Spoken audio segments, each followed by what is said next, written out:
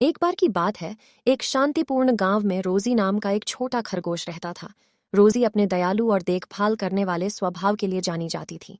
एक धूप भरी सुबह, जब वह जंगल में घूम रही थी, उसने बेनी नाम के एक घायल पक्षी को उड़ने के लिए संघर्ष करते देखा।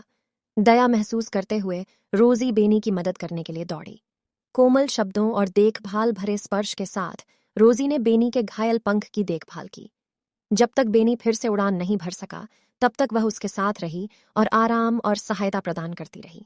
उसकी दयालुता के लिए आभारी होकर बेनी ने रोजी को धन्यवाद दिया और एक दिन उसे चुकाने का वादा किया। महीने बीत गए और एक तूफानी दिन गांव में भयानक बाढ़ आ गई। भारी बारिश के कारण नदी उफान पर आ गई और पूरा गांव खतरे में पड़ गया। भयभीत जानवरों ने आश्रय मांगा, लेकिन रोजी को अपने दोस्त बेनी और उसका वादा याद आया। बिना किसी हिचकिचाहट के वह उसे ढूंढने चली गई। जब रोजी बेनी के पेड़ के पास पहुंची तो उसने विकट स्थिति के बारे में बताया और उससे मदद मांगी।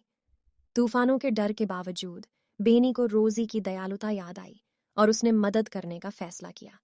उसने तूफान में रोजी का मार्गदर्शन करने के लिए अपने मजबूत पंखों का इस्तेमाल किया और रास्ते में कई जानवरों को बचाया।